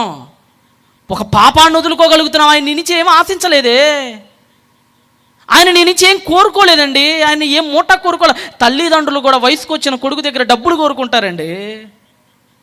25 ఏళ్ళు కొడుకు రాగానే వేధిస్తారు తల్లిదండ్రులు. సంపాదించరా ఒక రూపాయి. So many reasons behind you, I know. మీ వెనుక ఎన్నో కారణాలు ఉండొచ్చు, నాకు తెలుసు. కానీ మనందరం ఆశిస్తూనే ఉంటాం. 25 ఏళ్ళు దాటిన కూతురు ఇంట్లో ఉంటే భారంగా భావిస్తుంది కుటుంబం. అలాంటిది ఆయన మనని పెద్దగా ఏం కోరుకోలేదండి. ఆయన మన నుంచి కోరుకున్నవి ఏమిటో తెలుసండి? 3 నీతిగా ఉన్నాండ్రా, ధర్మంగా ఉన్నాండ్రా, తప్పులు చేయకండ్రా, తప్పుడు చూపులు చూడకండ్రా, చల్లగా బతకండ్రా, చక్కగా జీవించండ్రా. ఇదే కదండి. మనం అది కూడా ఇవ్వలేకపోతున్నాం ఆయనకి. అది కూడా ఇవ్వలేకపోతున్నాం మనం ఆయనకి. నాగ్పూర్ దగ్గర కోతులు ఉంటాయండి. కోతి మాంసం అమ్ముతారు అక్కడ. మణిపూర్, నాగాలాండ్, త్రిపుర, కోహిమా, అస్సాం పైన అటు north eastern India, China border ఉంటుంది అక్కడ. కోతులు అమ్మేవాడు ఏం చేస్తాడంటే, కోతి మాంసం, కోతులు తొందరగా దొరకవు. కోడి కాబట్టి దొరికింది, గుడ్డి కోడి. ఇది కాబట్టి కోతులు ఎందుకు దొరుకుతాయి? నువ్వు వచ్చే లోపల తాడి చెట్టు ఎక్కి కూర్చునిద్ది అది. దాన్ని పట్టుకోవడం చాలా కష్టం. 5 నిమిషాలు ఎగిరిద్ది. ఒకసారి బొర్రా కేవ్స్ అని వైజాగ్లో ఉంటాయి, వెళ్ళే ఉంటారు కొంతమంది మీరు. అరకు దగ్గర ఒకసారి మా ఫ్యామిలీతో పోతే ఆ కూతురుది చిన్న బాటిల్, అదేదో చిన్న బాటిల్ ఆడుకుంటుంది, తాగుతుంటుంది. అది తీసుకొని ఎగిరిపోయిందండి. ఇటు చూసినప్పుడు కొండెక్కేసింది అది. అప్పుడే కొనుక్కున్నాం పాపం. అది అట్లా తాగుతుంది నా బిడ్డ, ఎత్తుకొని పోయింది అప్పటికే. అది దొరకలేదు ఇక. అది అంత ఫాస్ట్గా ఉంటాయి కోతులు, వెరీ ఫాస్ట్. దాని ఎముకలు కానీ, దాని శరీర నిర్మాణం, దృఢత్వం కానీ చాలా చాలా ఫాస్ట్గా చేశాడు దేవుడు దాని మూమెంట్స్ ఇచ్చేదానిలాగా. అలాంటి కోతులను పట్టుకోవడానికి వాళ్ళు ఏం చేస్తారు? ఆశ పెడతారు. సింపుల్ అండి, ఎలాంటి వాడినైనా పడేయడానికి ఒక ఆశ చాలు, సింపుల్. వాళ్ళు ఏం చేస్తారంటే, పల్లీలు ఉంటాయి కదా, వేరుశనక్కాయ పల్లీలు ఏం చేస్తారంటే బాగా వేయించుతారు. అవి పల్లీలు అంటే చాలా ఇష్టం కోతులకి. వేయించి ఏం చేస్తారంటే ఒక కొబ్బరి టెంక తీసుకుంటారు. కొబ్బరి టెంక తీసుకొని ఆ పైన క్యాప్ మూత కొద్దిగా తీసేస్తారు పైన. అంటే ఎలా ఉంటుందంటే, నీ చెయ్యి దూరే అంత. ఇప్పుడు కొబ్బరి బొండం ఉంటుంది కదా, గుళ్ళో కొడతారు కొబ్బరి. అది మన కొబ్బరి బొండాల దగ్గర కొట్టే కొబ్బరి కాదు, అది పైన తోలు ఉంటుంది. గుళ్ళల్లో కొట్టే కొబ్బరి టెంక ఉంటుంది కదా, కొబ్బరి టెంక అంటారు. ఆ టెంక పైన చిన్న బొక్క పెడతాడు. ఎంత బొక్క అంటే, కోతి చెయ్యి ఎంతే కదా ఉండేది, ఆ చెయ్యి పట్టే అంత బొక్క పెడతాడు దానికి, అంతకుమించి ఎక్కువ పెట్టాడు. దానిలో గుప్పెడు పల్లీలు వేస్తాడు. దానిలో వేసి భూమిలో దాచిపెట్టేసి మొత్తం మట్టి కప్పేస్తాడు. ఆ రంధ్రం వరకు ఓపెన్గా పెడతాడు. రంధ్రం వరకు ఓపెన్, కొబ్బరికాయ కనపడదు, కొబ్బరి టెంకే కనపడదు, మొత్తం మట్టి ఉండిద్ది. అక్కడ పల్లీలు అలా చల్లుతాడు ఆ భూమి మీద. కోతులు వస్తాయి అక్కడ మణిపూర్ అడవుల్లో వస్తాయి, అక్కడ కోతులు వస్తాయి. వచ్చిన తర్వాత కోతి పల్లి నోట్లో వేసుకునేది. సూపర్, ఎవడో మహానుభావుడు మన కోసం పెట్టాడు అనుకునేది. రెండో పల్లి తినేది, నోట్లో నుంచి లాలాజలం ఊరిపోతుంటుంది దానికి, మీరు లైవ్లో చూడవచ్చు దాన్ని, ఊరిపోతుంటుంది. మూడో పల్లి తినిద్ది, అసలు ఎంజాయ్ మామూలుగా లేదు. పల్లి కట్ట మొత్తం నోట్లో వేసుకునిద్దండి. అలాగా ఆ బొక్క దాకా వేస్తాడు పల్లీలు. కరెక్ట్గా దాని సంఖ్య బొక్క దగ్గర ఉంటుంది చివరి పల్లి. ఆ చివరి పల్లి కూడా తీసిన తర్వాత ఆ బొక్కలు అలా చూసిద్ది తొంగి. ఎన్ని పల్లీలు ఉన్నాయి? నేను అబ్బో అసలు ఈ రోజు నాకు పండగేరా బాబు, క్రిస్మస్, దీపావళి, దసరా అన్ని ఈ రోజే నాకు అనుకొని ఆ చెయ్యి లోపల పెట్టి పల్లీలని అలా పట్టుకొని పైకి లాగిద్దండి, రాదు అది చెయ్యి. పల్లీలను పట్టుకుని ఇది రంధ్రం లోపల చేయి పెట్టి టెంకాయ లోపల పైకి లాగుతుంటే చేయి రాదు. ఎందుకు రాదంటే ఈ పల్లీలు పట్టుకున్న తర్వాత గుప్పిడి పెద్దదైద్ది. గుప్పిడి ఏమైంది? పల్లీలు పట్టుకుంటే పెద్దదైద్ది. కానీ వాడు రంధ్రం ఏది పెట్టాడు? కరెక్ట్గా ఇదిగో మామూలు గుప్పిడి పట్టేంత రంధ్రమే పెట్టాడు అక్కడ, అంతకుమించి పెట్టాడు. కొలత ఉంటుంది వాళ్ళకి, సీఎంస్ కొలత. ఇప్పుడు లోపల గుప్పిల్లోకి పల్లీలు రాగానే చెయ్యి వైశాల్యత పెరిగింది, పైకంటే రావట్లేదు అది. ఇప్పుడు పైకి రావాలంటే గుప్పిళ్ళు వదిలేయాలి. ఆ గుగ్గిళ్ళు ఉంటాయి కదా, గుగ్గిళ్ళు వదిలేస్తే సామాన్యంగా అయిపోద్ది చెయ్యి, అప్పుడు పైకి వస్తుంది. గుగ్గిళ్ళు కనుక పట్టుకుంటే పెద్దదైపోతే పైకి రాదు చెయ్యి, వెడల్పు ఎక్కువ అయిపోద్ది కాబట్టి చెయ్యి. దానికంటే వదలాలనిపిస్తుంది, కావాలనిపిస్తుంది. వదిలేసి వెళ్ళిపోదామంటే మనసు ఒప్పదు. ఆశ అది అంతకుముందే దానికి ఎర వేసేసాడు కదా వాడు, ఆ ఎరకి మరిగింది కదా, అలవాటు పడిపోయింది కదా. ఆ పల్లీల కోసం అది గింజుకుంటూ ఉంటుందండి అక్కడ, ఎలాగైనా లాగాలి ఎలాగని. వీడు వెనకమాల ఐరన్ రాడ్డు పట్టుకొని ఉంటాడు ఆడు, ఆ వేటగాడు వెనకమాల, చెట్టు వెనకమాల చూస్తాడు. వాడికి తెలుసు అది ఎక్కడికి పోదని అడిగి తెలుసు, ఎందుకంటే అప్పటికే దానికి రుచి చూపించేశాడు వాడు, అది ఎలా ఉండిద్దాం. వస్తాడు వాడు, అది గింజుకునే లోపల పాటన కొడితే తల పగిలిపోద్దండి. తోక పట్టుకొని లాక్కెళ్ళిపోయి సెంటర్లో మాంసం అమ్మేస్తాడు. అయ్యో అనుకుంటున్నారా? నువ్వేరా బాబా కోతి, దట్స్ మంకీ ఈజ్ యూ. ఎవరో కాదు, ఆ కోతి నువ్వే. ఆ పల్లీలేయో కాదు, నీ బలహీనతలే ఆ పల్లీలు, నీకున్న అలవాట్లే ఆ పల్లీలు, నీకున్న కోరికలే ఆ పల్లీలు. వాడు ఆల్రెడీ రుచి చూయించేశాడు నీకు. చెప్పాను కదా, సీరియల్ రుచి చూసావు కదా, వదలబుద్ధి కాదు దాన్ని. మరి నీకు ఎందుకు వదలబుద్ధి అయింది? 2 ఏళ్ళ నుంచి చూస్తున్నావు కదా, ఒక్కసారి వదలాలంటే ఆడ వదులుతావు చెప్పు. వీడికేమో మందు చొక్క రుచి చూపించేశాడు. వీడికి ఆ మందు చొక్క రుచి చూపించేశాడు, వాడు వదలలేకపోతున్నాడు. వాడికి ఒకరికేమో సిగరెట్ రుచి చూపించాడు, వాడు వదలలేకపోతున్నాడు. ఒకడికేమో బూతు బొమ్మలు రుచి చూపించాడు, ఆ ఎవడొస్తాడు వదులుకోలేకపోతున్నాడు. మాటిస్తాడు మళ్ళా చూస్తాడు, వాడు మారడిక. ఈ లోక సంబంధమైన ప్రతి వ్యామోహాన్ని ఒక పల్లీలాగా వాడు నీ మొహాన్ని శ్రేసాడండి. నువ్వు దాన్ని వదులుకోలేకపోతున్నావు కదా, ఎన్ని చెప్పినా నువ్వు మానలేకపోతున్నావు కదా. వాడు వెనకమాల ఉన్నాడు వేటగాడు, వాడి ఖడ్గంతో నరికితే తలెళ్ళి నరకంలో పడిద్ది. That is సైటన్. వాడి నుంచి రక్షించటానికి వచ్చిన ఒక పరమ సాధువే ఈ లోకానికి యేసుక్రీస్తు మహానుభావుడు. ఆయన ఈ లోకానికి ఎలా వచ్చాడో, ఏ రకాలుగా ఆయన మనుష్యుల్ని ఎలా రక్షించాడో వాడి బారి నుండి, వాడు చేస్తున్న అటాక్స్ నుంచి మానవ జాతిని ఆయన ఎలా రక్షించి నిజంగా పండు తినటం ద్వారా కాదురా దైవాలుగా మారేది ఎలా మారాలో, ఎలా చూపించాడో, నేర్పించాడో రేపటి దినం మనం తెలుసుకునే ప్రయత్నం చేద్దాం. Close your eyes and let's to pray.